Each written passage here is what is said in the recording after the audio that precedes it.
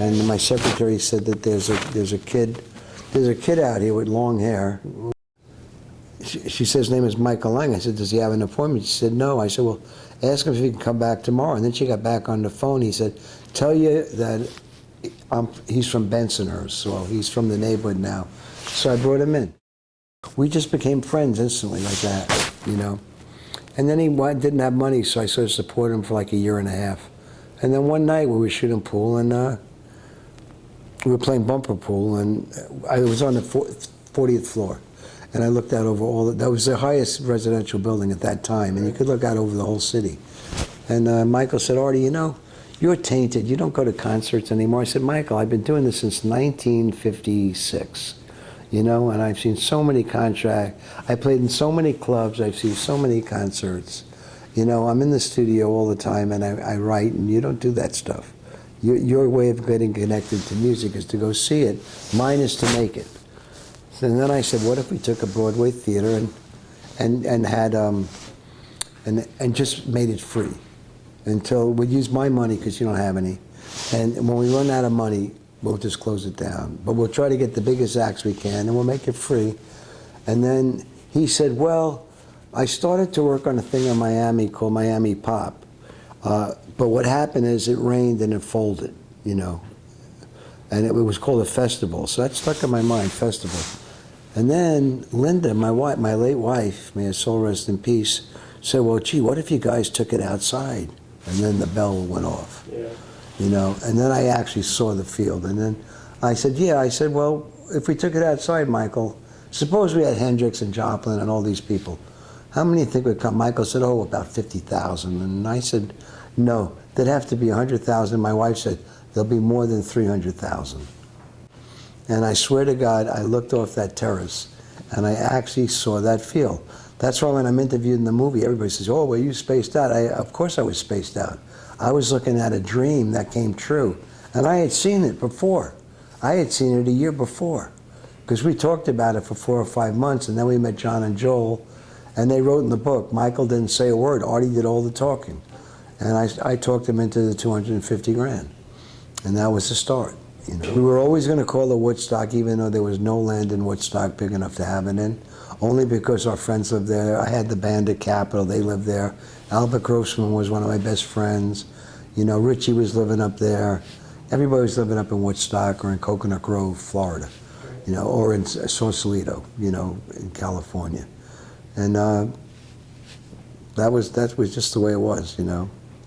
Location, Michael did a real stupid thing. He went out and built a site in Walk Hill with no permit from the town. So that wiped out the whole budget, and so I ran the ad that brought in $1.5 million. The original budget was $250,000. Michael went 600% over budget. I went 60% over budget. How did you end up with Max Yasgur's farm? The real story is I'm sitting in my apartment, and my cousin Lenore lived on 57th Street, and she had a neighbor. His uncle was Max Yasgur. I get a phone call from this guy. He says, Mr. Kornfeld, I live next door to your cousin Lenore, and my uncle Max Yasgur has a cattle farm up in Bethel, New York, and he's going to lose it. He needs $60,000 desperately. So I said, well, let me have his number, and I called Michael. I said, Michael, there's a guy named Max Yasgur. And this is the true story, not Michael's story. This is the honest truth, because there's witnesses to this story, and it's even in my book, people that heard the conversation, you know. And Michael went and met with Max and made the deal for the farm. How much was the rent? Would you remember? It was $60,000 originally. 500,000 young people can get together and have 3 days of fun and music, and have nothing but fun and music, and God bless you for it. Friday, August 15th, you'll hear stars such as Joan Baez, Arlo Guthrie, Tim Hardin, Richie Havens, Ravi Shankar, and many others. Saturday, August 16th, Canned Heat, Creedence Clearwater Revival, Grateful Dead, Janis Joplin, Jefferson Airplane, and The Who. Sunday, August 17th, Blood, Sweat, and Tears, Crosby, Stills, and Nash, Santana, Jimi Hendrix, Johnny Winter. No, there was no set price on anybody. The first act to sign was Sly Stone. No, what happened, what was really good is that Michael got in touch with Bill Graham, which was smart, And Bill Graham brought his whole crowd, the whole San Francisco group. So that brought in Santana, that brought in the Dead, that brought in Sweetwater, that brought in, who am I forgetting? The Starship, or the Airplane at the time. And so that was that group. I put in Bert Summer because I produced him, and Melanie was a friend of mine. I got her a record deal, and I put her into Woodstock. And Michael, we both had a friend named Hector Morales. When I was a singer and I had the Pied Piper out, Hector Morales was an agent for William Morris. And he's never mentioned by Michael or anybody. And he got most of the acts because he was a William Morris agent. Also, no one ever mentioned Steve Cohn, who was really the stage manager of Woodstock. Steve Cohn is never mentioned. He's mentioned in my book. The pressure on him was so intense because when the rain hit, Michael's stage wouldn't turn anymore. So to change the acts, because if you took too much time with that many people, big chance for a riot. Yeah. When the rain hit, the miracle happened. Because we had the threat of being in jail for the rest of our life or committing manslaughter if someone died. And everybody on the field just was so up about it. And so Barry the Fish started chanting, "No more rain, no more rain," and the rain did stop. And I even did the mudslide. Because I wanted Did you do that? Yeah, I did. I wanted to see what they were doing, so I wanted to enjoy it. This is a heavy thing, though. This is a turning point, man. Very heavy thing. The first Aquarian exposition. There it is, man. No, it's not true that Jimi Hendrix wanted to close the show because he was the headliner. Jimmy said to me when he came off the stage, I said, "Jimmy, what'd you think?" And Jimmy said, "Artie, if I could have played at 9 o'clock when I was supposed to 500,000 people," he said, "I was so tired and worn out, I did the best I can. It was only average." And it was. The movie, which of course is iconic, you were instrumental in making that happen. I mean, Well, according to the president of Warner Brothers, I was the only reason it happened. Yeah. And honestly, that's true.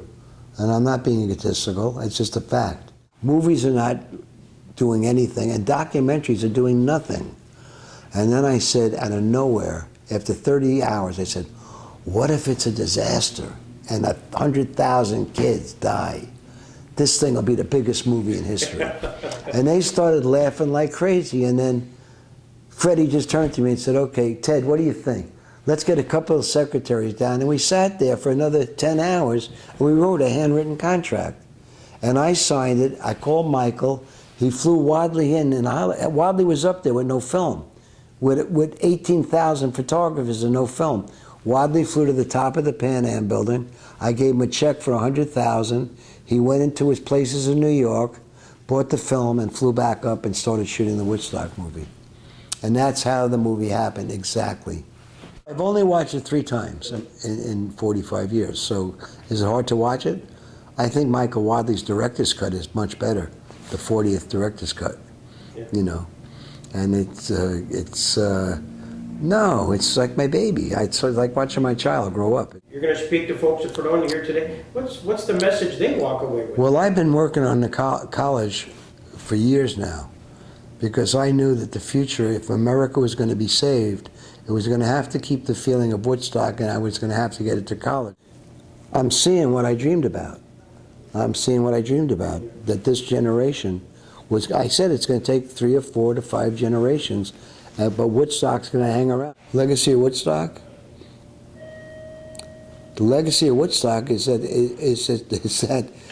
that in 500 years, when they forgot about the Beatles, if there's still people living, they're still going to remember the greatest peaceful event. The legacy was Time magazine when they listed the top 20 events of mankind, making Woodstock #2.